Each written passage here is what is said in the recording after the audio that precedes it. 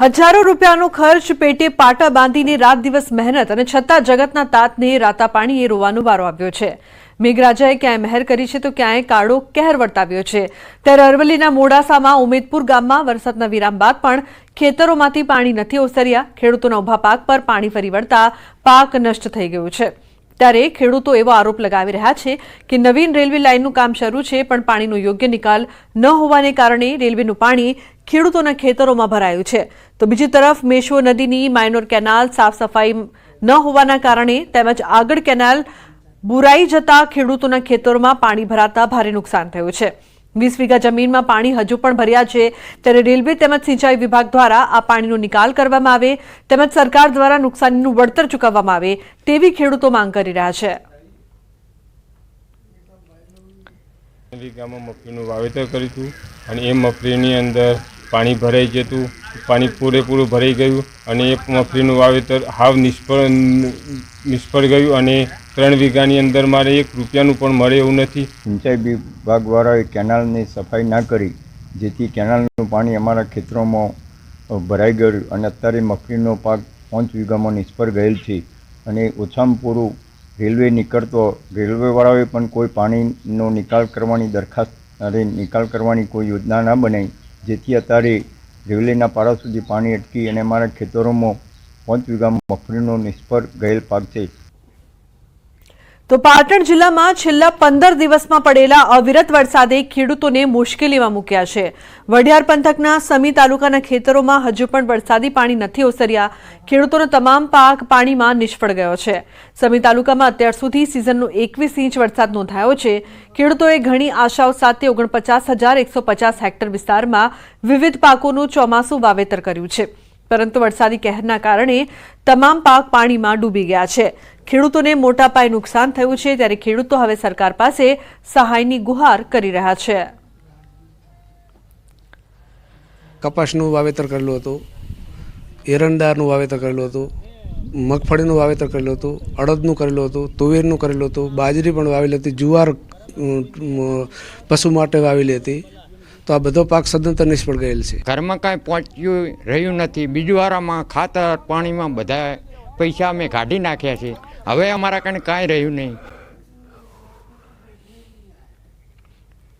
તો સમી તાલુકામાં 49,000 હેક્ટરમાં દિવેલા, કપાસ, અડદ, મગફળી, કપાસ ઘાસચારો સહિત કઠોળના વિવિધ પાકોનું વાવેતર કરાયું છે। ખેડૂતોને ઘણી આશા સાથે મોંઘા ભાવના બિયારણ ખાતર નાખીને પાકનું વાવેતર કર્યું પરંતુ આકાશી આફતના કારણે પાકને નુકસાન થયું છે।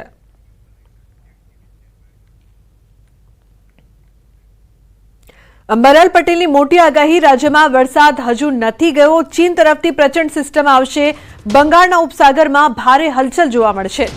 તો વાવાઝોડાના કારણે ભારે પવન ફૂંકાશે, બંગાળનું ઉપસાગર વધુ સક્રિય થશે।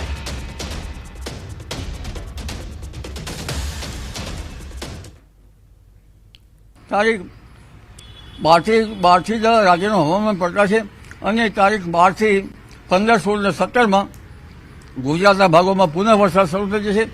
કેટલાક ભાગોમાં ભારે વરસાદ ઝાપટા પડવાની શક્યતા રહેશે, જેમાં ઉત્તર ગુજરાતના ભાગોમાં કેટલાક ભાગોમાં ભારે વરસાદ ઝાપટા પડવાની શક્યતા રહેશે, મધ્ય ગુજરાતના ભાગોમાં ભારે વરસાદ ઝાપટા પડવાની શક્યતા રહેશે, પંચમહાલના ભાગોમાં કેટલાક ભાગોમાં ભારે વરસાદ ઝાપટા પડવાની શક્યતા રહેશે અને અમદાવાદ, ગાંધીનગરમાં પણ વરસાદ થશે।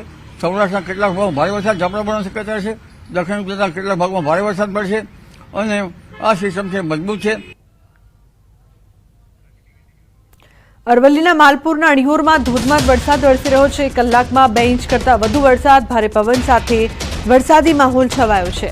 નીચાણવાળા વિસ્તારોમાં પાણી ભરાયા છે તો ઉભરાણમાં પણ વરસાદ ખાબક્યો છે। ઉભરાણના રસ્તા પર નદી જેવા દ્રશ્યો જોવા મળી રહ્યા છે।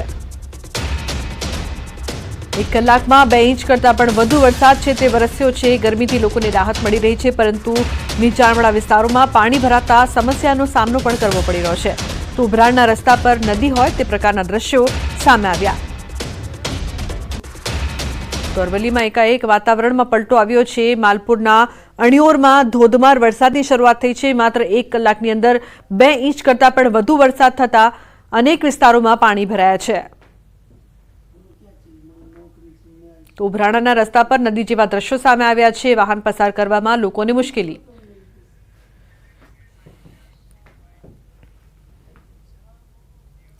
તો વંટી પ્રોજેક્ટ સાથે જોડાયા છે પર્યાવરણવિદ પ્રસિદ્ધિ વન ફાઉન્ડેશનના સ્થાપક 11 વર્ષીય પ્રસિદ્ધિ સિંઘ.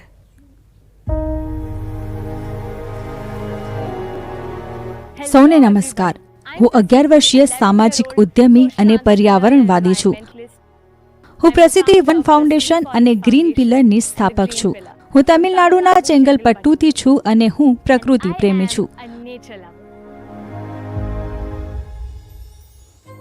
હું હંમેશા પ્રકૃતિથી પ્રેરિત થઈને પાંદડાઓના ગડગડાટ, મધમાખીઓના ગુંજરાવ અને બીજના ફફડાટની પ્રશંસા કરું છું. 6 વર્ષની ઉંમરે મેં નક્કી કર્યું કે મારે મારું પોતાનું વૃક્ષારોપણ કરવું છે અને હાલમાં મેં 1,50,000થી વધુ વૃક્ષો વાવ્યા છે. મને 18 વર્ષની ઉંમરમાં રાષ્ટ્રીય બાળ પુરસ્કાર મળ્યો, જેના થકી ભારતમાં મારી યાત્રા ચાલુ રાખવા માટે આ મારા માટે એક પ્રેરણા હતી.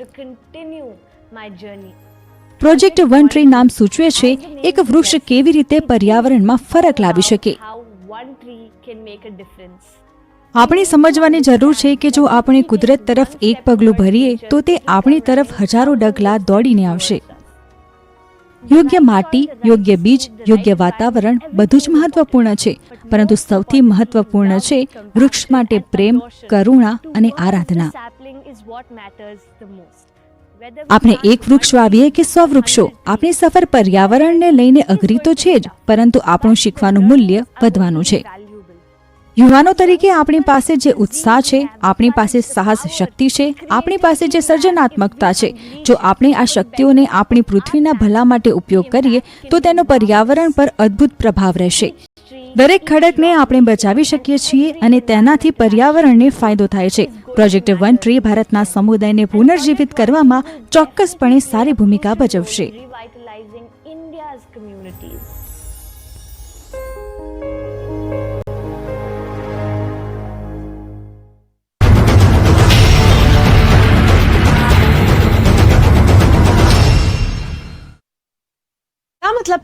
આ સાથે જ આ મૂર્તિની અંદર ઇકો ફ્રેન્ડલી વોટર કલરનો ઉપયોગ કરવામાં આવ્યો છે. આ મૂર્તિની આસપાસ કુદરતી વાતાવરણનો નજારો બનાવવામાં આવ્યો છે. તેમાં પણ વૃક્ષની કુદરતી રીતે તૂટી પડેલી ડાળીઓનો ઉપયોગ કરી બગીચો તૈયાર કરવામાં આવ્યો છે. સાથે જ પક્ષીઓના માળા પણ મૂકવામાં આવ્યા છે. આ યુવક મંડળ દ્વારા છેલ્લા 4 વર્ષથી શ્રીજીની સ્થાપના કરવામાં આવે છે, જેમાં દર વર્ષે અલગ અલગ થીમ રાખવામાં આવે છે. ત્યારે આ વર્ષે સંપૂર્ણ ઇકો ફ્રેન્ડલી ગણપતિનું સ્થાપન કરવામાં આવ્યું. એટલું જ નહીં, આ ગણપતિની પૂજામાં વપરાતી અગરબત્તી પણ ઇકો ફ્રેન્ડલી જ છે. એકદંત યુવક મંડળ દ્વારા વૃક્ષ બચાવવાની મુહિમ અંતર્ગત હરિયાળું અને કુદરતી વાતાવરણની થીમ સાથે 100% ઇકો ફ્રેન્ડલી ગણપતિની મૂર્તિનું સ્થાપન કરાયું છે. નમસ્કાર, આપણું ગુજરાતમાં આપનું સ્વાગત છે. હું છું આપની સાથે સંધ્યા. જોઈએ સમાચાર વિસ્તારથી. અમરેલીમાં ધોધમાર વરસાદ, સાબરકુંડલાના ગ્રામ્ય વિસ્તારોમાં વરસાદ ખાબક્યો. રાજ્યના મોટાભાગના વિસ્તારોમાં વરસાદે વિરામ લીધો છે, પરંતુ અમરેલી જિલ્લામાં હજુ મેઘાવી માહોલ